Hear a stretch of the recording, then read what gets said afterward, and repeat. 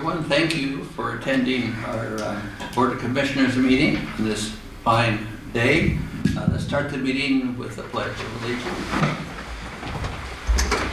Pledge allegiance to the flag of the United States of America and to the republic for which it stands, one nation, under God, indivisible, with liberty and justice for all. And in a moment of silence,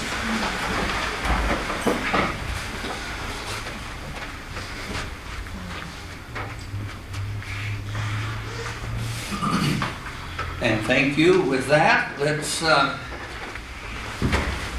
through the agenda here.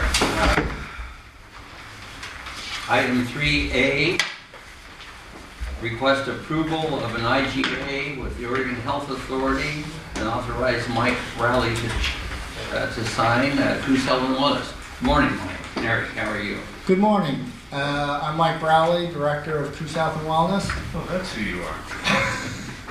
I thought that was just protocol. Let's see, our first agenda item today is amendment to state IGA for public health programs. What it is it's basically moving funds that were removed back in the amendment number 13. This is amendment 15, so 13 it was removed from 2024 and it's being moved to 2025. The majority of the funds is covering our ADPEP and TPEP programs. Okay. We have a motion.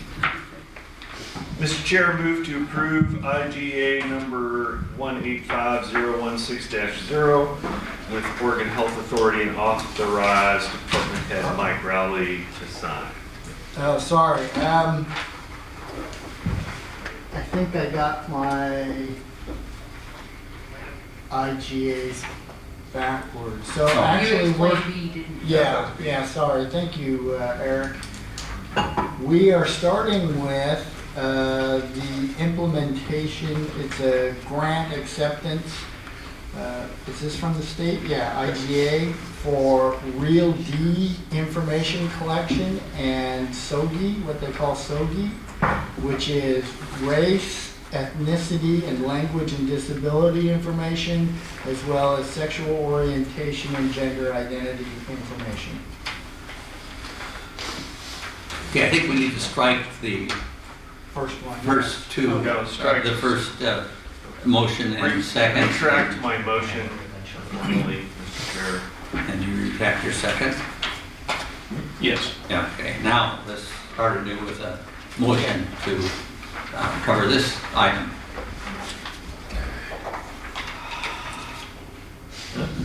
Okay, Mr. Chair, move approval of IGA 185016-0 with Oregon Health Authority and authorized Department Head Mike Rowley to sign for discussion. Second. We have a motion and a second. Discussion. Okay, so the description here says OHA training on implementing safe data collection to help identify and connect individuals to specific services in accordance with HB 3159. Funds awarded not to exceed $25,000. So, Mike, could you please recap the last part of your comments about the purpose of this IGA? So the purpose of this IGA is to train two of our staff to train the rest of our staff to collect information which they call Real D and SOGI. And what does that mean?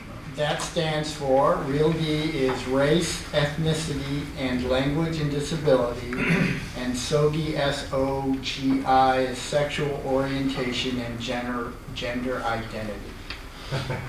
Okay, so we're training our CHW personnel, two of them, to train everybody else on how to identify these groups of people, including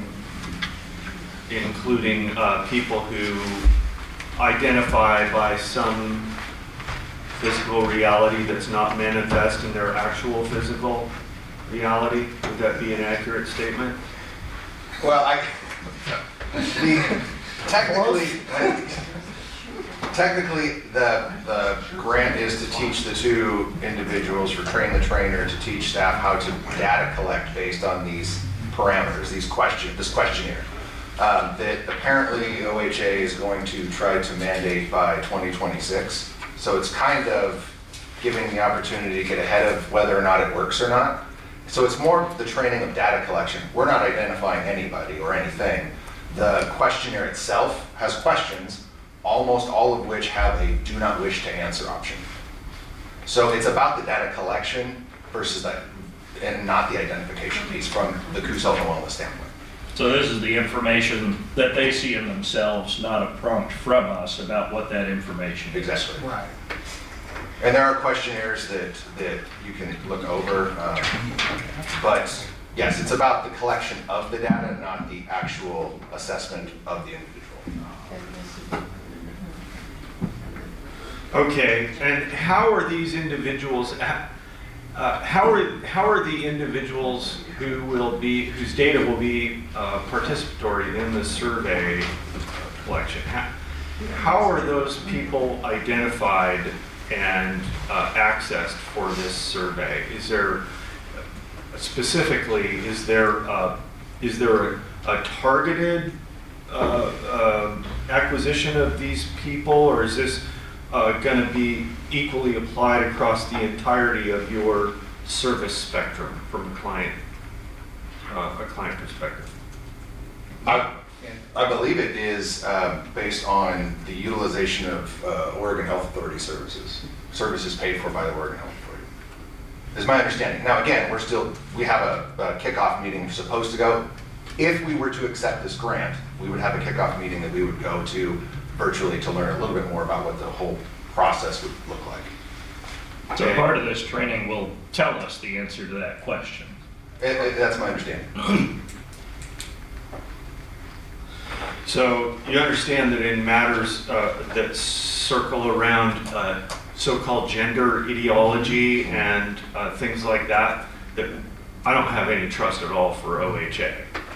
You guys, I can see you, I know that you guys understand kind of what'll fly and what won't, and I appreciate that, but those people, not so. So, you know, I'm a little suspect out of the gate, as I'm sure you anticipated. All right. Is there any further discussion? No, I would just say, whichever side of the fence people see themselves on with the information that would be presented by the clients, you can't do anything unless you have that information. So this helps us get information. Whatever direction you think that treatment or information should go is a separate matter, because you won't be able to execute it at all if you don't know who you're talking about. Well, that's a valid point, Commissioner Farmer. I would say that also, I haven't found Oregon Health Authority's utilization of data collected in a number of different areas to be, I haven't found their utilization to be faithful to my understanding of the will of the majority of people in this state. Yeah, and pursuant to that, I don't have any disagreement that OHA is very poor at spending money. I'd like to see them spend more on the state hospital and other functions like that. But that is a separate issue from whether or not our people receive training.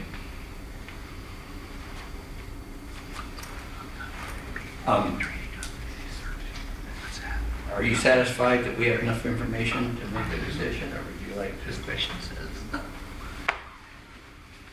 Come back again. I'm fine. I think you have all the information I think that we have. Yeah. All right. What's your deadline on this, gentlemen, to realize the funds? Well, I know that we have What's your deadline for approval? I know that we have a tentative schedule for later this week, for that kickoff meeting. I don't know if we have to have a grant acceptance by then. I don't know that it's clear, but I would assume that they would want one prior to giving us a heads up on what's next. Right, right. So what I was trying to get to is, you know, do we have time to table this to the next BOC meeting? But, I think so. We might, I think we might be able to table it to give it a little more room to breathe if you would like to. We can reach out to OHA and see if we could still maybe get more information by attending the kickoff meeting that we could provide you with to answer maybe some of your further But what if questions. the answer were no? How good would that? Would that cause us to lose? We wouldn't receive the grant if we didn't accept the grant. I don't know that anybody's gonna particularly feel any one way about it. Let's go with that. Let's give this a Okay. little more time so that better describe. Just to check on something real quick, this is referencing House Bill 3159, correct? Yes. Yes. So, let's see, section 1, subsection 7B, it looks like there is a civil penalty for not following this direction. Is that correct? I think that would be once it was put into actual practice later and when they implement it. The 2026? Possibly, yeah. Okay. With $200 per first violation, $400 at second, and $500 at third for subsequent violations. And that would be per client, of which we have 13,000 OHP clients in Coos County, correct? Yeah, no, so that more than likely sounds to me like once the bill is passed and Yep. it is required for everyone across the board. Okay. This is a pilot project Hmm? that we Okay. requested 25,000 to train the trainer. Okay. So, yeah, I don't think we would be held not to yet. that yet. Okay, just making sure Yeah. we don't have that Yeah. hanging over us. Yeah, thank you. Well, to make sure that we make Yeah. the best decision possible, let's give this a little more time. We'll drop this today. Please come back at the next board meeting. I'm not saying no. Okay. I'm saying I'm not comfortable saying yes yet. Okay. Okay. I absolutely appreciate that. All right. So then let's move on to item 3B, request approval of amendment 15. Now, Mike, here you go. Okay. To IGA number 18006 with OHA and authorize Mike Rowley to sign. So this is the public health IGA where they had removed the funds back in Amendment 13 from 2024, and so they're removing them from last fiscal year into this fiscal year, and it is for mainly the TPEP and AMPEP programs. And the total amount here is $171,000. Mr. Chair, move to approve Amendment 15 to IGA 18006 with OHA and authorize Department Head Mike Rowley to sign. Second? I have a motion and a second. Any discussion? No, sir. Nope. If you up the amount of money you're bringing into the county, it's easier to come 25,000. Apparently wasn't as interesting as 171,000. Yeah, it's the underlying questions too, so there's that. Any further discussion? No. Those in favor of the motion, please say aye. Aye. Aye. Those opposed, motion approved. Item 3C, request approval with National Cinemedia and adopt a sole source finding and authorize chair to sign whatever this is. Better help me out here. So prior to the start of each movie playing at the Pony Village Cinema, 30-second commercials played twice will show on the big screen. Each month's commercial, for a 10-month duration, will focus on one prevention and awareness campaign. Additionally, adults attending the show at the theater with their Wi-Fi turned on, the paid advertising will allow 15 to 20-second spots several times over the next few days at a cost of a 10-month advertising contract of $12,500. Now, for more clarifying information, this would be a sole source funding contract based on the fact that NCM is the only advertising company and we only have one movie theater. That's right. All right? We have a motion. I'll move that we approve Contract with NCM and authorize board chair to sign. And to have and to adopt sole Oh, and source. to adopt sole source findings. Sorry, that's penciled in. And I'll second. Discussion. I'm just curious, if they go to the theater and their Wi-Fi's on,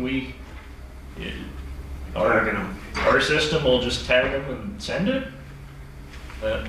I think what it does is it's like a push advertising. I'm just curious about the technology behind it. Yeah, there's actually quite a bit of those push advertising pods all over. That makes the sense community. now. Yeah, Why I got Grab so the much IP spam? and then target it. yeah. Turn your Wi-Fi off. All right, so my first question circles around ad content. Can you speak to that, please? Who creates it? What's in it? Our ad content would be around prevention campaigns for primarily around youth, like vaping, anti-vaping, anti-smoking, problem gambling, alcohol use, drug use, things like that, to try to give more prevention-based media and advertising to the population in which we're targeting. How about abstinence? Is that a topic that you'll cover? I cannot say that we've had a Abstinence of prediction. what? Sexual abstinence. It works every time it's tried. We do have, it's 100% effective. We do have reproductive health campaigns. I don't know. I could talk to my prevention team about abstinence as one of those options. Yeah, I'm not quite sure how it would fit in, as it's alcohol, tobacco, I mean, those are the programs that Oh, it's yeah, the meant. funding stream. Yeah, the funding stream Funding is stream. what it is. Lack of abstinence typically goes hand in hand with alcohol, so. Yeah, if there is a way to get it approved, we can We consider that. I will talk to my team. I will make a note on this to expect a follow-up on that. I appreciate that very much. Absolutely. My comment is that with the difficulty we have here and a lot of other places in attracting enough health care providers, we need more discussions like this with prevention and awareness. So I'm all for this. To that effect, I wonder if we can incorporate a solicitation to apply for jobs into this thing. I would imagine there's a funding stream that you could use to do something very similar, yes, Commissioner. Sweet. Are we ready for the question? Yep. Those in favor, please say aye. Aye. Those opposed, motion approved. 3D, my God, you guys have everything here today. Request of approval of a two-step merit increase for Dr. Tim Lynch. Yes, Dr. Lynch is due a merit step increase for his one-year anniversary effective March 1st. We are requesting the board to approve a two-step increase to step 4. Dr. Lynch has had an outstanding first year as the Public Health Director of Peace, Health, and Wellness. His leadership, vision, and dedication have significantly enhanced both the department and the broader community. From day one, Tim has demonstrated a deep commitment to public health, fostering meaningful connections and driving impactful initiatives. Tim has quickly integrated himself into the community, joining the boards of 2 local organizations and forging strong relationships with various local agencies and faith-based communities.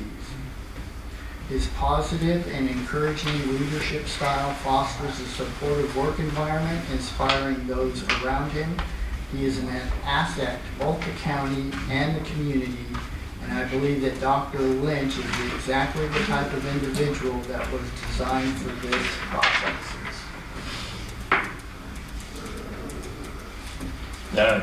I'll just speak to some of the work because I've worked with Let's them. have a motion. Oh, okay.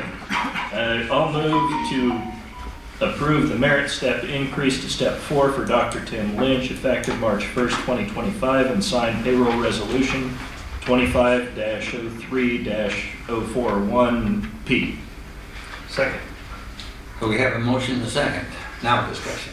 Okay. I'll just speak to some of Tim's work because I've worked with him on other projects and some of the stuff while I've been here. I found him to be exceptional at stabilizing people during, we'll say, tumultuous situations in agencies where there's disruption, motivating individuals under adverse conditions within the agencies they're working in. And I found him to be very proactive. I've reached out to Coos Health and Wellness and him specifically about a program to see if they can find funding for tattoo removal of gang tattoos, so that people can be more supported in getting out of that bad life and moving into a good life. And I know he's having conversations based on some things I talked to him about with 4-H and general gun safety and training in the community. So I think he checks a lot of boxes and he's effective at what he does.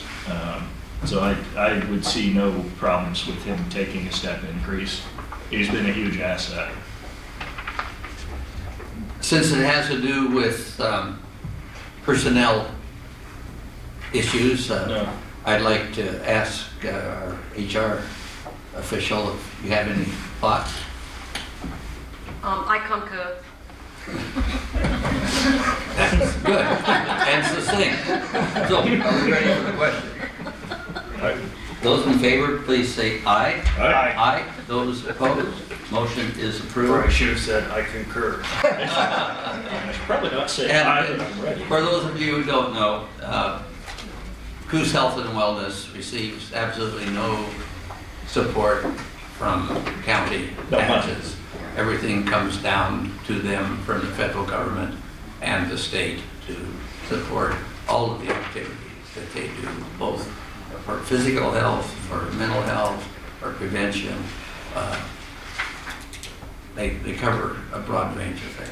And I'll add on to that, Mr. Chair, that they, Coos Health and Wellness guys seek every opportunity they can to help us out in the county, in the general fund, Okay. anywhere that we can defer anything, and we really appreciate that. Okay, do you have a late agenda item or?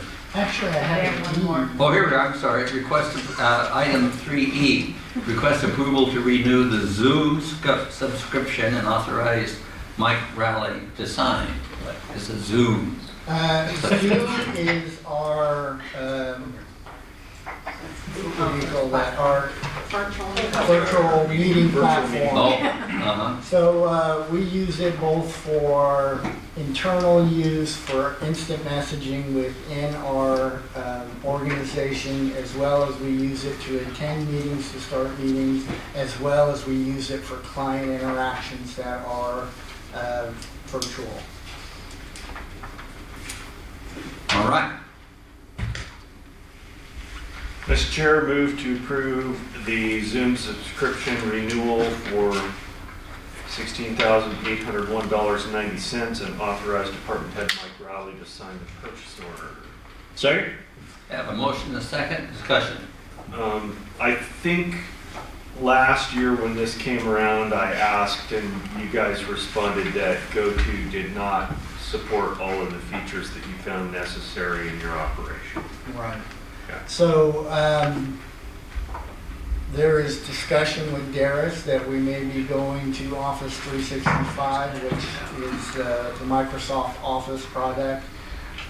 We are still concerned that that may or may not meet our needs. So once we do transfer, we will test that vigorously and determine whether or not we will switch to the Microsoft product or continue with Zoom after we've been converted. Not that that's that much better. Right. Yeah. So, and if you do make that decision to switch, then will a prorated portion of the subscription fee be available for a refund? I do not believe so. Okay. All right. Further discussion? Yep. Those in favor, please say aye. Aye. Aye. Those opposed, motion approved. Are we done with you? I believe so. Thank you so much. Thanks, guys. Okay, let's move on then to item 3F, request approval to paint a Kenworth truck. For some reason, our roadmaster has found not here today. I think he's got things to do elsewhere. So he asked me if I would Pretty sure I saw take him. this. He was Headed flooding north in on the yesterday. highway, on my way in. We have a 1999 Kenworth fifth wheel truck that we've been upgrading, and we're down to getting it painted, and so we can continue to use it, not have it rust apart. We've received bids, I think somewhere, maybe in the back here, as high as almost 22,000, and we have a bid for $11,350, and the roads department is requesting we approve having our Kenworth truck painted, sandblasted and painted. Sir. Mr. Chair, move to approve painting of the Kenworth truck with Evelyn Sandblasting Inc. for $11,350. Second? Have a motion and a second. Discussion. You? Hearing none, those in favor, please say aye. Aye. Aye. Those opposed, motion approved. Let's skip the consent calendar for the time being and move on to item 5A, which would be a hearing on ordinance 2503-001L, amending Article 13 of the Coos County Code regarding community development. Good morning. Good morning. What'd you do with Jill? She's working. Good. So this is in the matter of amending Coos County Code Article 13, permitting and property development, land use, buildings and construction, and on-site septic. This is basically the first reading of this ordinance to solicit public comments and to set the date for the second hearing.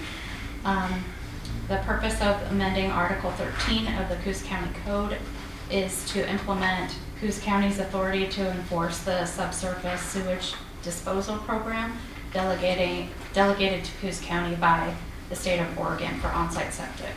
And this applies to all properties within Coos County subject to on-site wastewater treatment regulations. Mr. Chair, move to read ordinance 2503-001L by title, solicit public comments if any, and set the date for a second hearing and adoption. Second? I have a motion and a second. Any discussion? Those in favor, please say aye. Aye. Aye. Motion approved. Would you read the title, please? In the matter of amending Coos County Code Article 13, permitting and property development, land use, buildings and construction, and on-site septic. This is the title for ordinance 2503-001L. And for the benefit of those present, can you give us some background in where we are with this? I understand we're taking this over from the state. We are, community development is going to be housing one employee for, and the program's actually being ran out of Coos Health and Wellness. We will be implementing DEQ, basically what DEQ is doing for properties that require septic outside of city limits. And I think that we're small, and they're trying to, in the scheme of things, the state is trying to let local jurisdictions have more control over their services in that area. And that's kind of our goal, is to have a seamless, DEQ's process was kind of in the middle of the building process. So it went land use, DEQ, and then building. So this will help kind of push, make the process a little more seamless, and they potentially help make the building process a little bit faster. That's what I wanted to hear, for the benefit of the public, and I think I have this about right, that we are trying as the county to, as much as possible, get kind of a one-stop place for people to get permits regarding building and anything like that.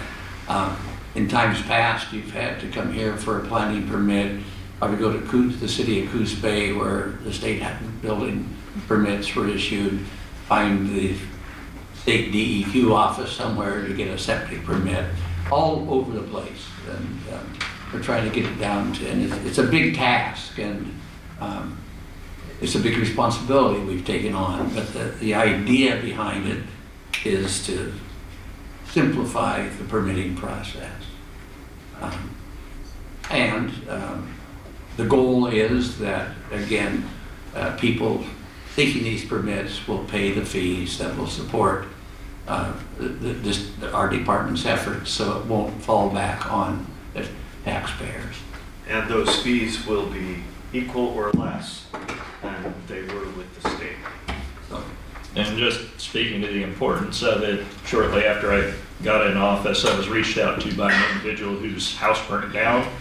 And in going through the sewage system in DEQ, they told him he needs to buy an entirely new system to rebuild his property for another $40,000 on top of his house being burnt down. So getting more local eyes on these issues is beneficial wherever we can.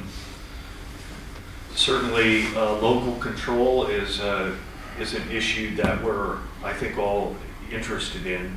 And this program, standing up the septic program at the county level, does enhance our local control. It gives us, I think, quite a bit more latitude. That having been said, I still am looking for the state's ulterior motive. I don't know what it is. I haven't found it.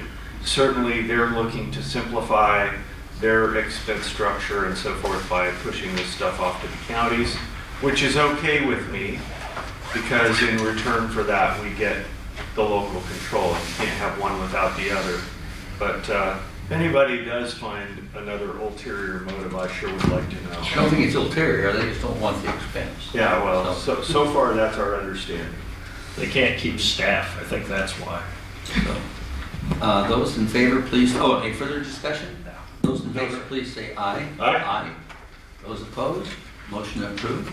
Thank you. This it really isn't a motion, it's No, just, we need to I'm set- sorry, I shouldn't even Just a ask for reading. that. Just the hearing, or the reading is all we had to do. We need to set the date for the second hearing.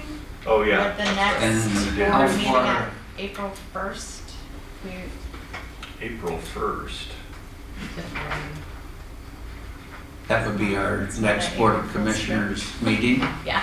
right? Are you gonna be here? I won't be here. Maybe you can handle it. He'll be here, all right. Okay. So we need to formalize that. Motion to set the second hearing on this matter for April 1st. And just so you know, I would vote yes if I was here. Okay. Well, just give me a motion So moved. Oh, yes. Second. and a second. Discussion. Those in favor, aye. Aye. Opposed? Motion passed. Thank you. A quick check on something, actually, with the grant for Coos Health and Wellness, if they're gonna come back with more information and you're not here on April 1st, are we I'm gonna gonna- end up with time? No, you guys can vote on the 1st. I'll have that information prior to that. And, Okay, Yeah, if there's an objection, I'll make it known. okay, appreciate it. Thank you. All right. Lisa, do you want to come up? Yes. Good morning, Lisa. Good morning, Commissioners. How are you? You sound like you have a little bit of a... Yes. I was at volleyball all weekend, so I was Oh, a little hoarse, so bear with me. Do you want to introduce this ropes gallery that you brought in Yes, today? and yeah. We'll start over by the door. This is Bob Lesh. He is one of our Fair Board members. We also have Gary Haga, board member. Keith Lewis, who is a volunteer extraordinaire. Pam Lewis, also a board member. And Jason Wilson, a volunteer extraordinaire. And we do also have another board member over here in the corner, Darius. I want to say this group has devoted a lot of time. A fair Almost- amount of time. Yeah, almost like it's a full-time job to upgrade our fairgrounds. and what they have done is remarkable, and what they are planning to do is even more remarkable. And today we have a couple of items here regarding their future plans and the equipment necessary to implement those plans.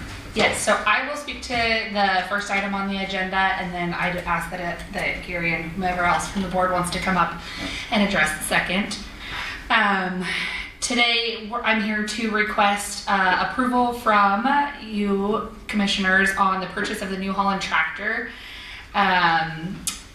The PowerStar 90 tractor with the wood pallet fork attachments in the amount not to exceed $54,408.37.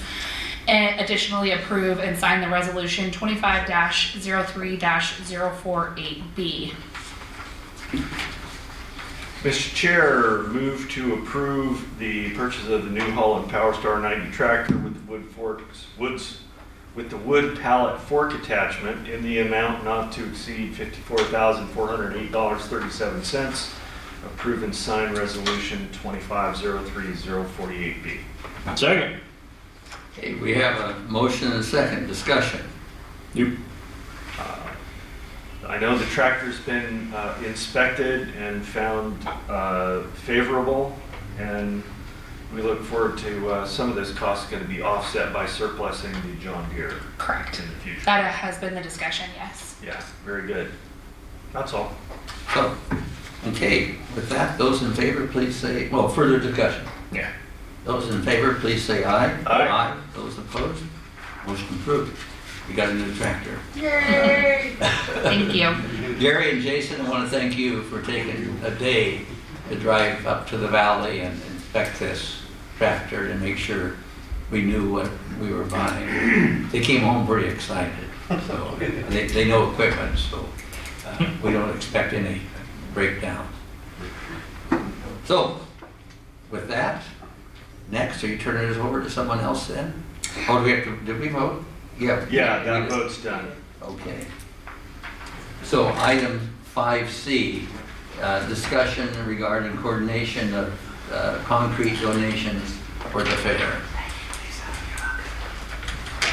Thanks, Lisa. You're welcome.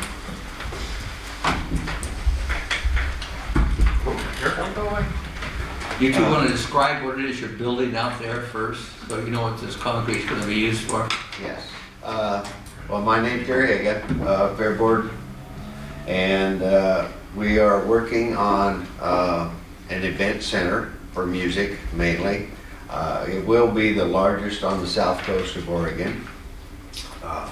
It's going to come in several different stages. Last year we put in a little bit of fill and graded things and got things ready and that portion of it. This year we've requested from the city of Myrtle Point to pour a 40 by 50 slab, and they gave us a permit to do so. Right now we have the area ready to pour a slab. We went out and got bids on the slab. They all came in somewhere right close to $25,000. Noting that, I went out and got, that included everything. That included concrete and pouring the slab. So I went out and got donations from Knife River for 2 loads of concrete, and I got a donation from Bandon Concrete to donate the other 2 loads. We expect the slab to take about 40 cubic yards of concrete, so we have that donated. So that would take away $10,000 off of our bid of 25. And so then the Fair Board looked at the 3 different bids, and actually the one that was just barely higher, I called them and talked to them again, and he is willing to donate $1,500 off of his bid for some advertisement during the fairgrounds. So the Fair Board accepted the bid from Brown Trucking to pour the concrete. And they're gonna also donate some oversized rebar in the concrete, which will help out. What do you think? So at that point, my name's Jason Wilson, and about 3 years ago, I was part of a group of people that had established a nonprofit called the Evergreen Quest. And the main goal of the Evergreen Quest is to help with facilities and training grounds for youth down at the fairgrounds. When this project was originally conceived, my board was in favor of supporting this project also in any means that we could, because we believe that that would directly benefit in the future a great concert venue, event venue that could produce earnings for the fair that could in turn support building more stuff down there. So at that point, we started raising funds, and we had acquired some amazing community donations from a couple different foundations and some private donations, but we didn't quite have enough to meet what our initial estimates here were. After the donations we just received and the in-kind stuff, the price for this brought it back down where we could easily step back in and dedicate the funds that we had raised, dedicated for this portion of the project. So at that point, I talked to Gary and said, hey, there's some time constraints that we're asking the contractor to do it. And I said, why don't we go back to some of our original directions that we had and just have the nonprofit pay for this phase of this project. And so that's the decision that we're at today. Is it okay for us to do that, or do we want to keep it back in the county's realm? And we'd still have plenty of funds to do other things, but this would be kind of it's one of those other things with some of the grants we received, that it's use it or lose it stuff that we have for this. There's lots of work to be done. We would love to be able to take over this phase of the project. So essentially, Evergreen Quest is offering a $13,500 donation. Is that Correct. right? Yes, that's correct. Wow, that's extraordinarily generous. I think it's a little bit more than that. It's gonna be closer to 15. Okay. 15, and then also, if we have to buy some additional concrete, there's additional work, we have plenty of funds dedicated towards this portion. You know, our original vision of this event center area is to have a stage with a cover, an amphitheater setting, power to this whole area that could provide the greatest concert you could imagine down there, power wattage, that's the requirements that they're looking for, and this fancy wrought iron fencing that goes around it to really give it a class, a top-notch look. We're going to get there, we just don't know when, but that's our vision. So that's kind of where we're at. So in essence, what you're asking us to do is to accept donations of concrete and rebar and the work and money to pay for the work necessary to lay the concrete, and just to accept those donations and the finished product. And I have some comments too. yeah, I want to back up just a minute here. Gary mentioned that some prep work was done to create an area on which this pad of concrete will exist. Can you describe that and how you got that done? That was a pretty remarkable event there. Well, we got donation from Hinslow and Sons to supply us with material to put underneath the concrete slab. And they donated their time and labor, and we had to pay for the rock, or the material that they put there. How many yards? A lot. Couple of hundred, yeah. 51 truckloads. Yeah, so typically 10 yards, maybe 9 yards in a truckload. So it's been, you know, it's pretty amazing when we've been able to work with these supporters in the community, and big things happen. You know, and it's a lot of times it's overnight. It's kind of the advantage of the nonprofit stuff stepping in, is that you can make phone calls and things can happen in a timeline. That's, so, yeah. So, another thing that we'll be bringing to you here in the near future is Pacific Power is going to put in a new pole and a transformer at the bottom of 6th Street. We reached out to them because we needed, how many? 800 amps. 800 amps of power to power up the stage. And so we just got the contract from Pacific Power. It's about $12,000. So the fair board has, how much, Lisa, how much do we have? Towards the 15 and 6. We have $21,000 to spend no. minus 15. what we paid. 15? We have 15. We have 15 left? Yes. Okay. So we have 15 left to spend for that power currently. And then Jason has funds to pay for the concrete. So we will be back to talk to you about the power once county councils looked at the contracts from Pacific Power, I guess. Well, that'll be with the nonprofit, right? It could be. If we reach certain amounts that bring it within procurement issues, Okay. prevailing wage stuff, we could, but we would have to raise just a little bit more additional funds to do that. It's kind of where we're at on that situation. So that's one thing I wanted to make clear, and mine's gonna be really short, Fulton, and then you can talk. So Evergreen is paying the contractors directly for concrete and that work. Okay, so I'm just getting that on the record, so the county is not actually making that purchase. We will get the donation from Evergreen upon completion. Yeah, of the final Of the final product. All bills, any payment will be paid directly through the nonprofit for this phase of the project. That's great. Okay, Colton. Yeah. Well, hi, Gary. I first want to say I think it's great that you guys went out and got the permit for this work and were able to coordinate the donations. And I think You need a copy of that, the permit? Okay. No, I take I brought it just in case. Yeah, I'll take a look at it later. The way we went about getting the quotes, there would be an issue if we were to be doing the contracting. We got the quotes.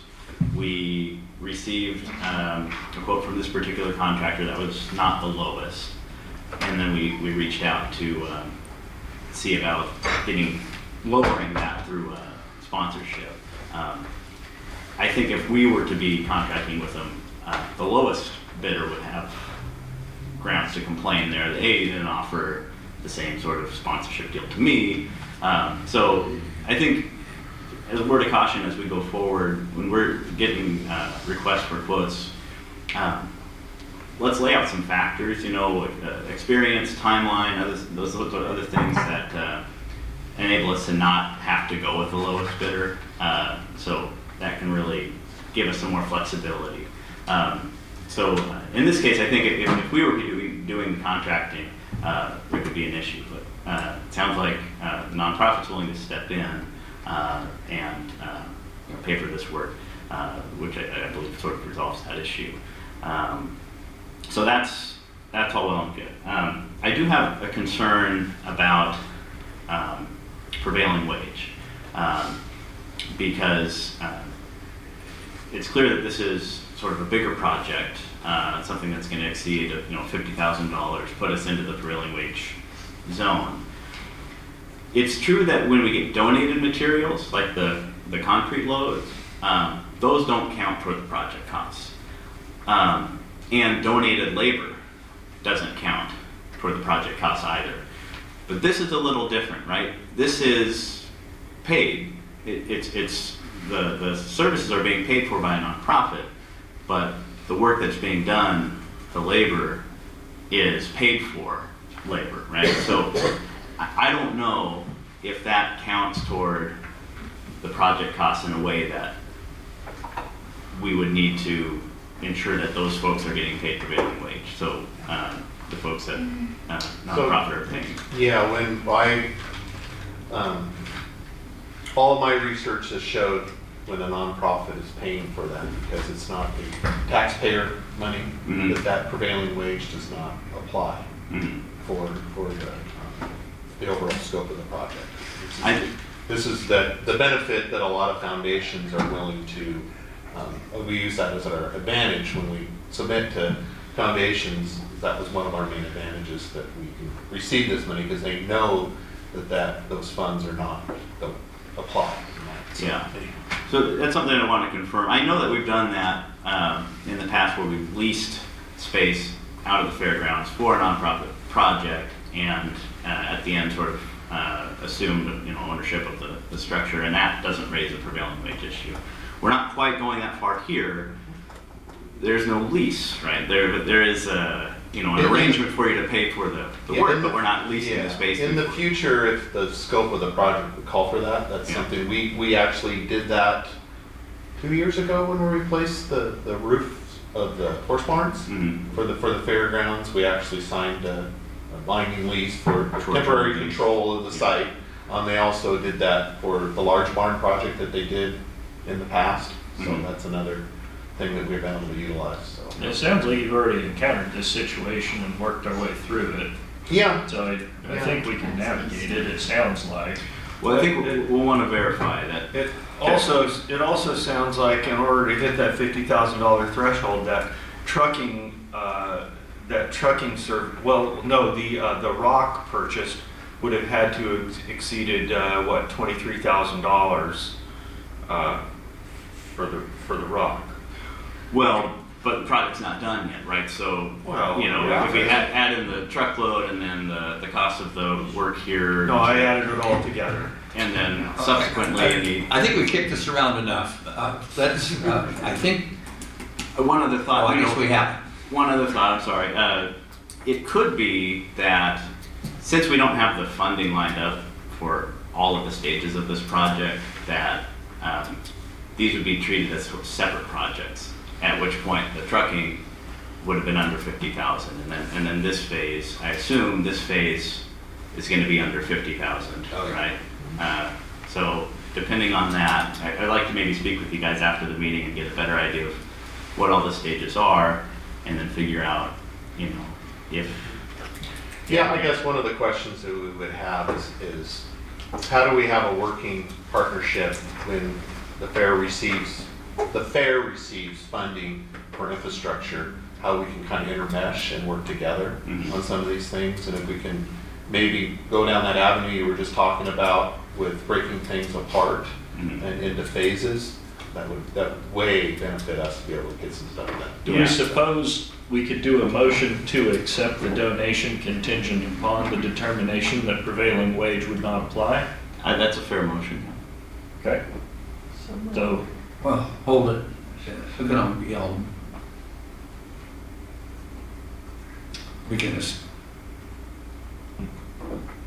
can we just accept the donation? Just accept the donation, and I'm not going to go on prevailing wage issues.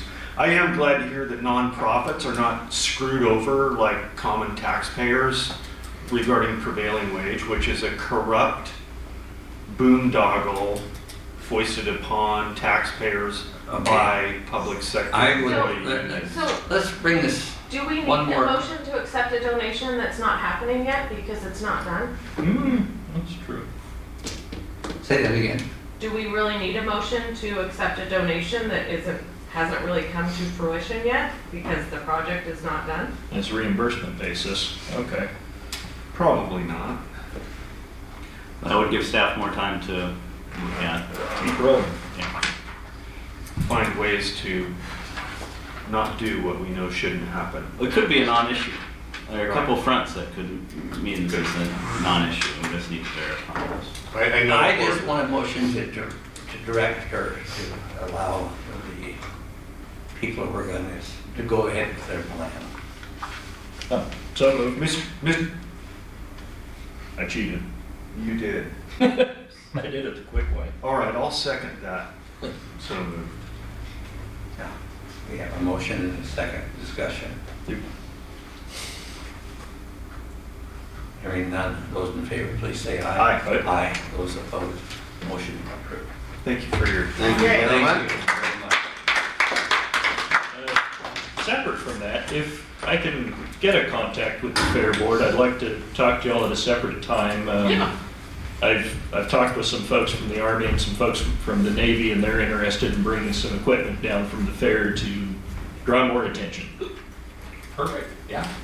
Sounds like a good plan. We got a paintbrush with your name on it.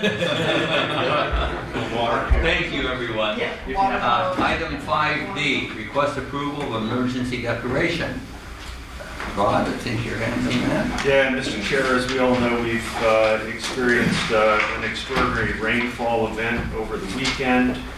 And so we've drafted this attached emergency declaration in order to access state and federal funds to help us cover the expenses of these repairs and cleanups that are going to be continuing for the next foreseeable future. And so I don't know if we need to read the declaration. It's an emergency declaration describing the scope of the problem and the potential impacts.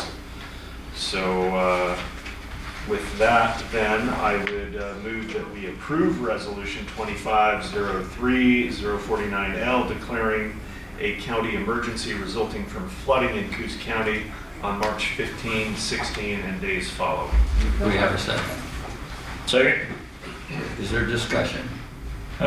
Just looking at the time frame, we may want to, I see, oh, okay, it says so far, so we can extend it. I know there's concern of another event tomorrow and expectations that as the floodwater recedes, it's going to pull substructure out from under some of the That roads. was all, that was incorporated into the text of the declaration. Appreciate it. Good.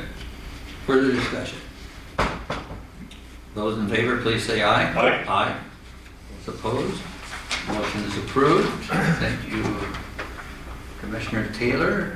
Do we have a motion to approve the consent calendar? Mr. Chair, move to approve the consent calendar. Second. Motion is second.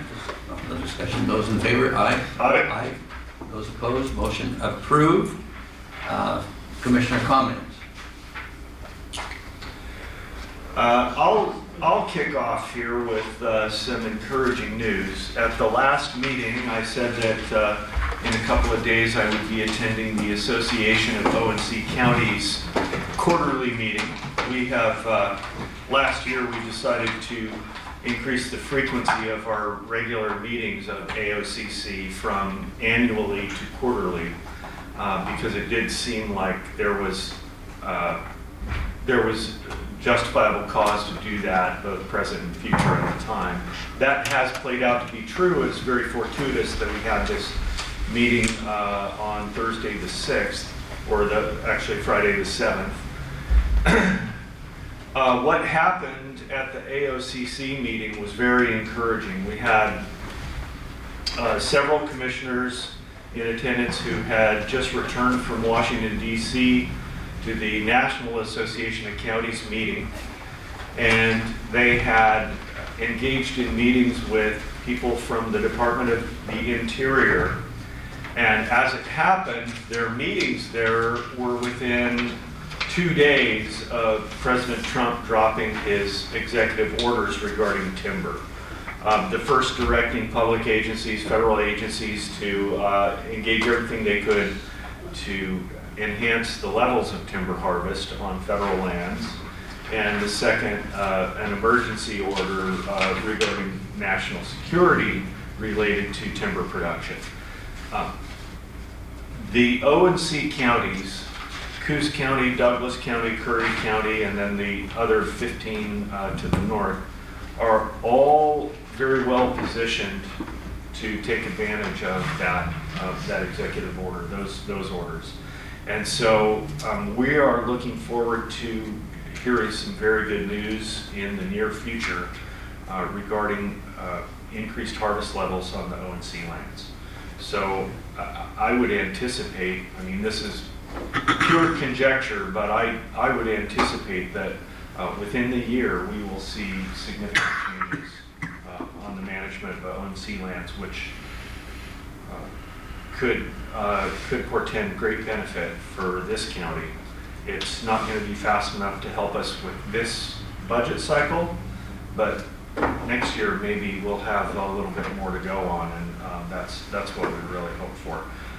So it was very encouraging, a great blessing to be among those individuals. We've got a bunch of great leaders in the Association of ONC Counties, and so grateful to be a part of that.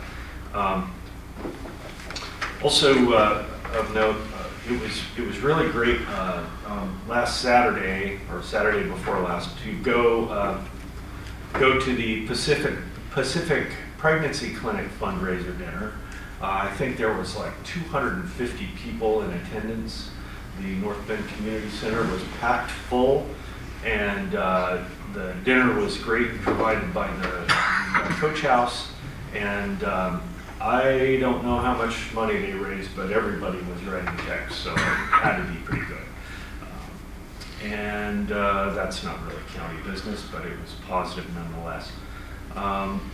Looking forward to some other timber-related matters that I can't talk about yet, but coming soon to a treasurer's office near you. We hope. We hope. Anything more? That's all. Okay. For my part, a couple things. I thought it was Monday, but it's Friday that I'm taking a tour of the Elliott State Forest site. Folks probably already know what's going on with that. It's being turned into a carbon credit and research forest. I've mentioned this before in talks with the state. They hadn't given any consideration to how much money from the carbon credits they were going to provide to Coos County. I think they were planning zero. So I had some talks with them. I thought they were going to send somebody down to me. They sent 5, and they still haven't made progress in the carbon credit portion, but I talked to them about paying for an officer or 2. And during the budget hearings, it sounds like they're moving towards paying for either a half or a full officer for the purpose of patrolling their own land out there. But I believe there's some flexibility in that, because the model we gave them is the same one Weyerhaeuser does. So hopefully they go with that, because they also pay for a vehicle and other good stuff when they do that.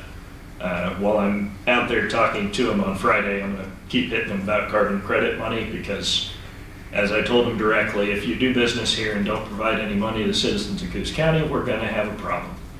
So that's what that's going to be.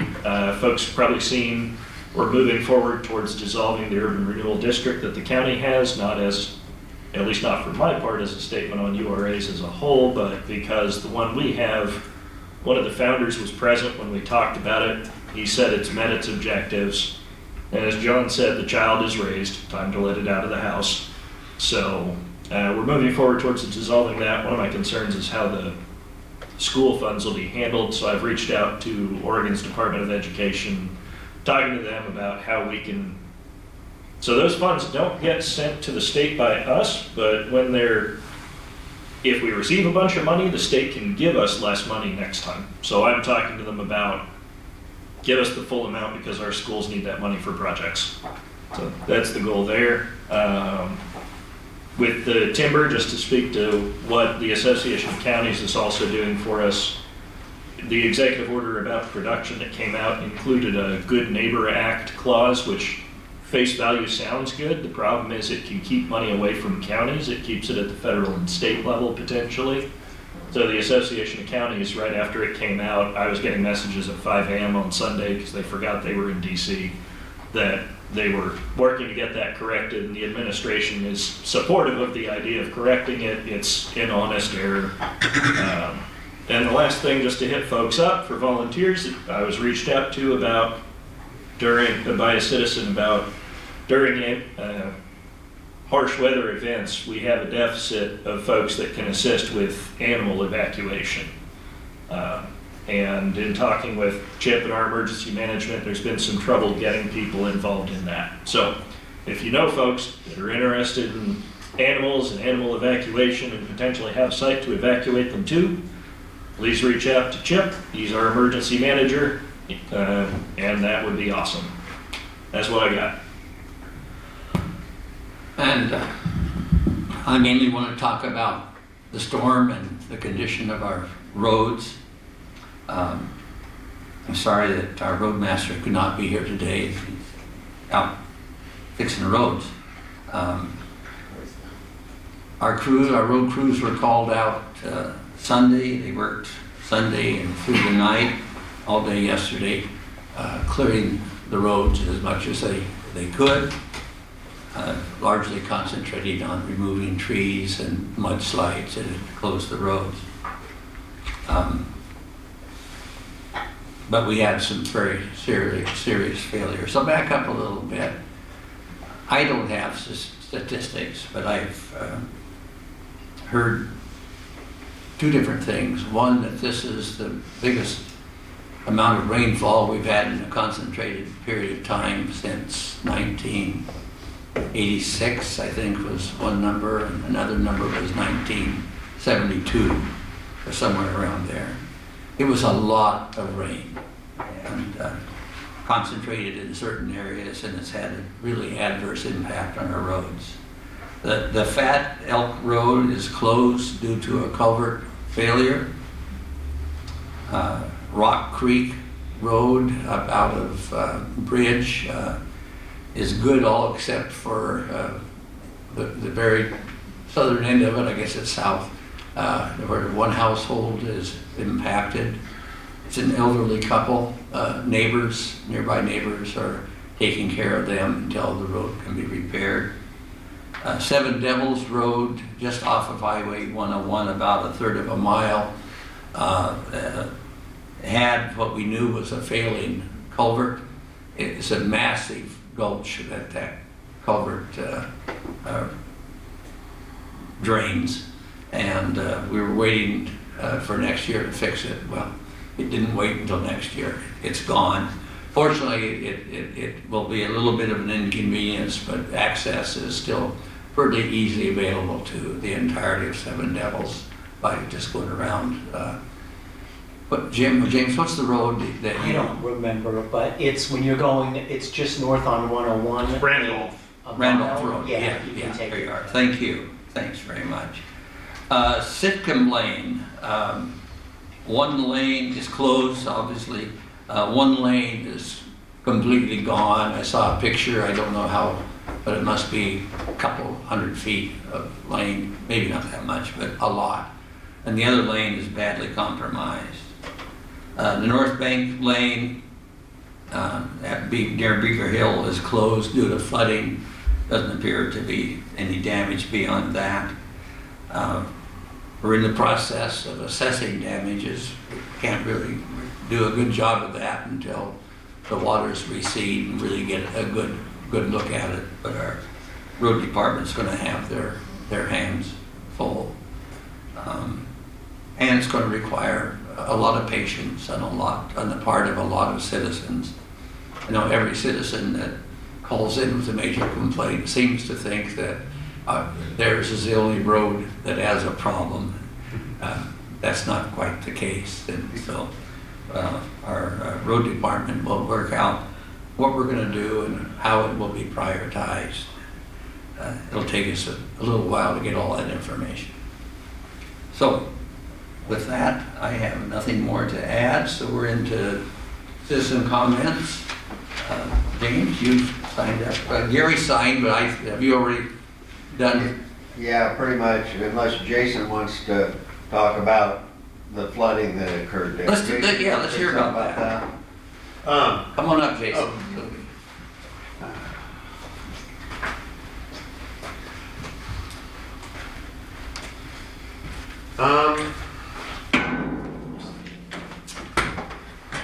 Yeah, it started raining, and I have never seen the water that high down at the fairgrounds. It actually got up.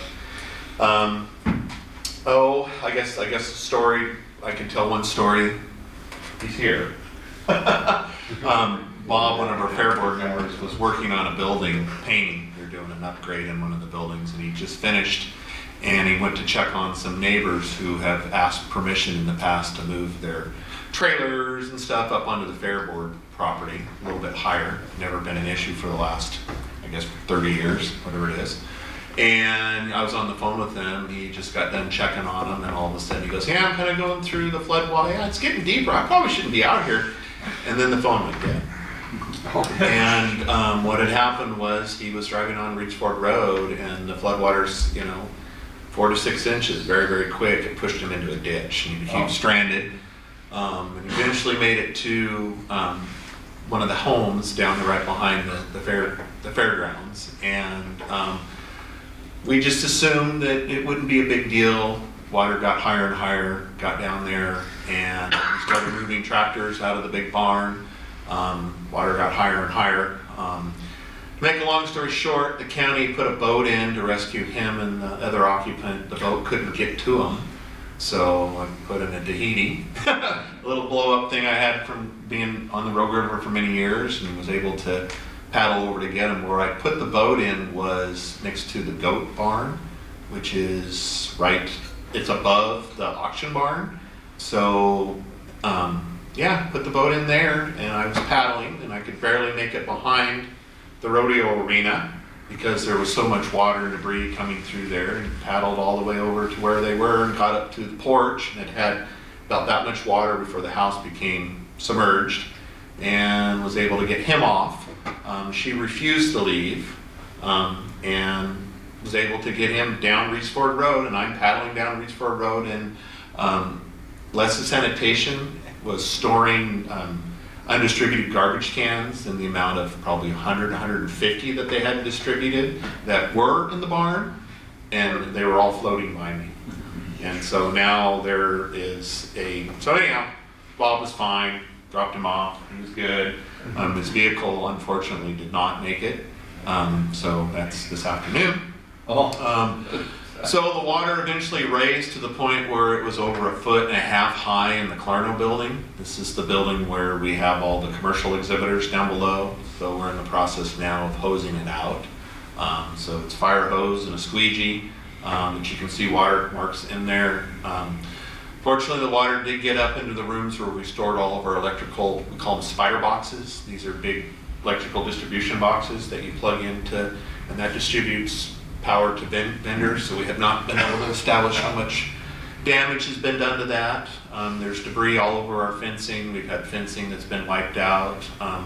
Water was up to almost the eaves of one of the horse barns. So if you're down there, really? It was as far from the eaves of the one next to that new arena that we're putting in. So that's kind of where we're at. There's a lot of cleanup. The baseball field that we allow the high school to use, they had just put in a new sod turf. Their infield, it's all was all rolled up and stuff. We had just set up the Little League setup down below with bleachers and their backstops, and now it's covered with limbs and branches and telephone poles from our unused telephone poles. Or now this, so yeah, it's going to be a couple weeks of cleanup. Less than Sanitation will have to come try to recover a couple hundred trash cans that are between here and Bandon. So yeah, hopefully, I think the majority of them are still stuck down there in Leaps Field against trees. So that's kind of the extent of damage that happened at the fairgrounds. But old timers say it happens all the time, and it's just going to be a lot of cleanup. So that's kind of where we're at. I'm sorry about that, and Bob, I'm sorry about your truck. Thank you, and I just want to say that water was so incredible. I had absolutely seconds to get out. The truck was filling up so quickly, and the gal's house there, she's alone. We helped her get her son out, the trailer, get up to the fairgrounds up on higher ground. And when I went over, it happened so fast. I shouldn't have been there. I mean, she's alone. I got stuck in there. And I got to thank Jason because I had the right guy on the phone, the fireman. He came and saved me. I'd like to thank him. And he made me go. I didn't want to leave her because she didn't want to leave. Her husband had passed away. She didn't want to leave the ashes. I said, just take him with you. Let's go. She wouldn't go. So he had a hard time convincing me I'm leaving her. But I would thank the sheriff's department because we got a jet ski out there and somebody must have made her get on it. There was water in her home. And there was water in her, by the way, her house is up on stilts. It's huge. And it just watched it get higher and higher and higher. Fully submerged my vehicle. And she had that much mud and all the way across her floors when we went back there on a tractor yesterday to look. But again, thank you very much.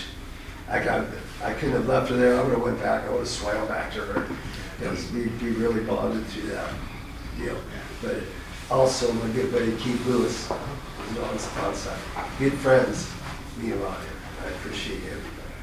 Yeah, it's kind of cool when there's just a good group of volunteers. So I mean, I guess that is, if anybody wants to be part of our little group of people, we would love. You work too hard for me. So, and I actually thought about you. We put together a set of bleachers the other day. And I was down there, and I was going to send you a picture. So All right, well, we better get Yeah, on. we gotta get out. I want to thank you for all you've done and for your work in helping through this. And I know that we haven't talked yet about emergency management and the sheriff's department, but they deserve a lot of thanks for all they're doing. And Debbie, I saw you had your hand up. Do you want to come up?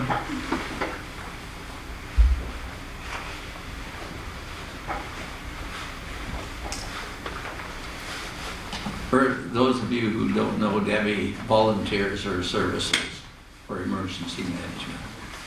And it's a full-time job for her. Isn't that what retirement's called? Yeah.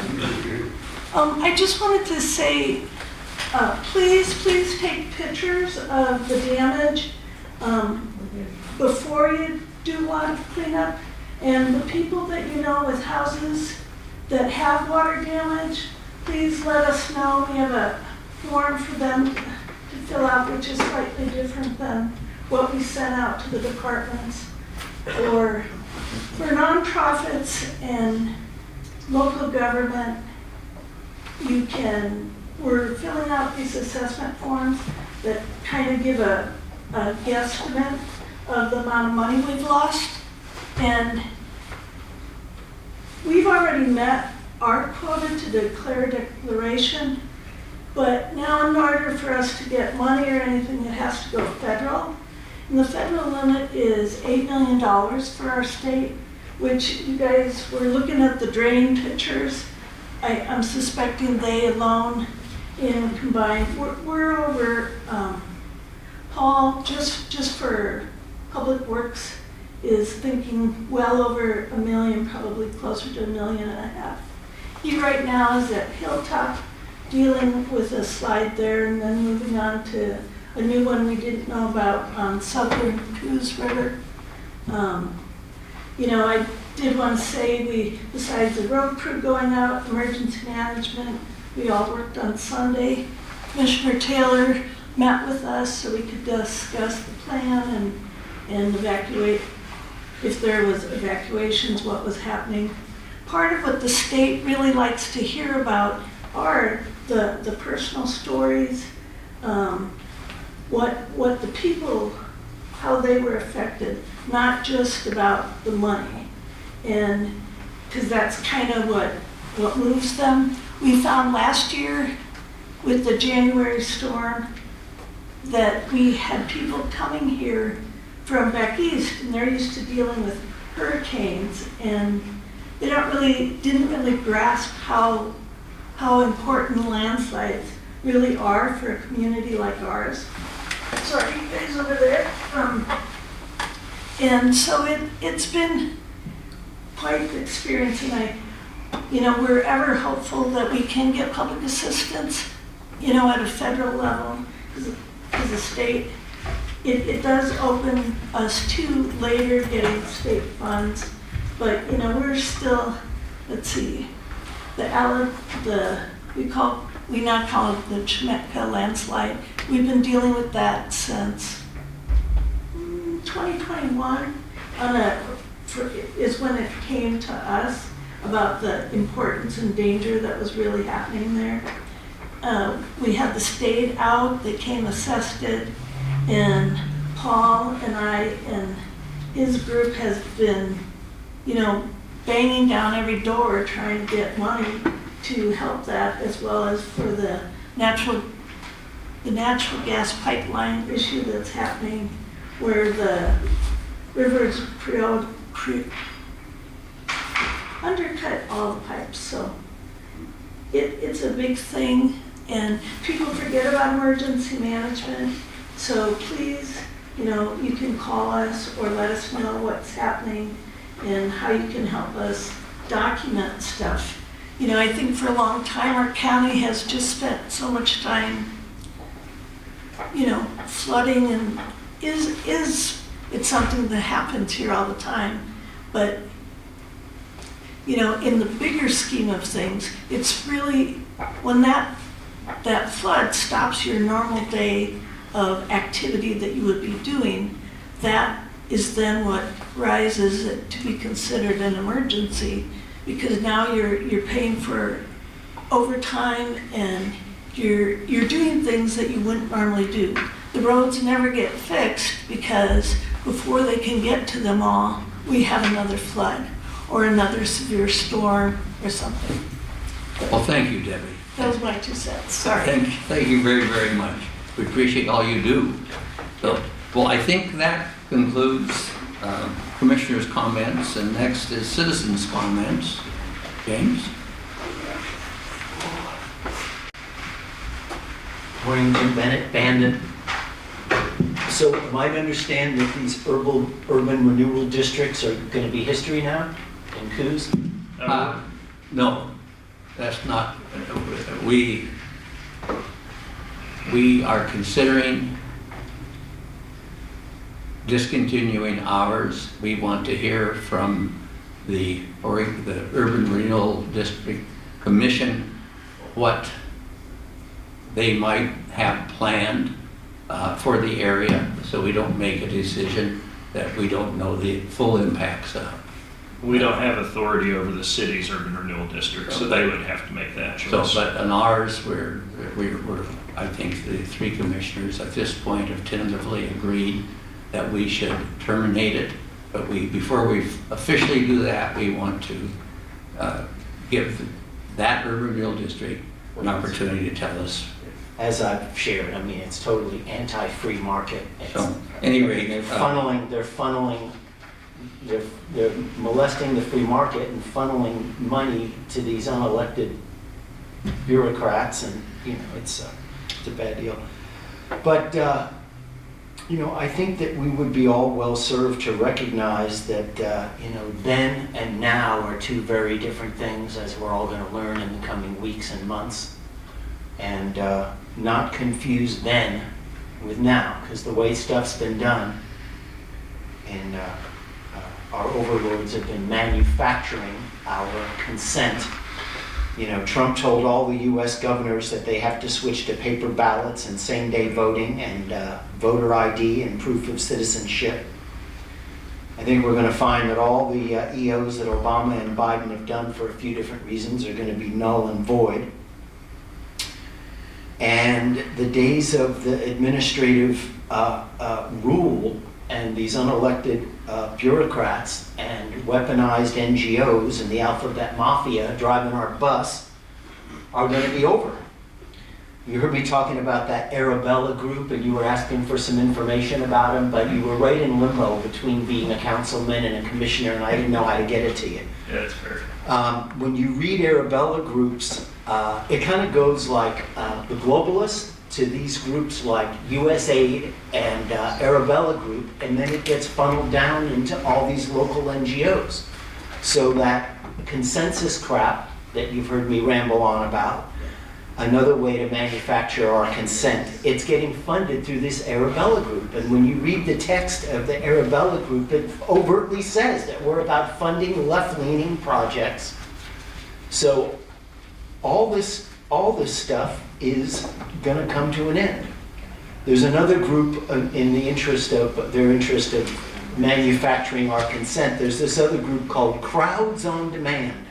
It's a firm out of California founded in 2012, and they have a few different offices, and you commission them to come synthesize objection. So it's like pay to hire activists to come show up and act like it's an organic representation of the people. Well, some legitimate public input happened when the people elected Donald Trump by, I think, probably a wider margin than it is even being shown to us. So those days are over, and our new powers that be are going to make really nice for everybody, even if it's against their will at first. So have a good day, Thanks, guys. James. And I take it that Phil is still recovering from his operation, or otherwise I'd expect him here. So. Yeah, as I said earlier, he said he didn't want to come back until he was fit enough to raise hell if he needed to. Well, I hope he gets here quickly enough to raise hell. I do. Yeah, thank you. And with that, we are adjourned. Thank you.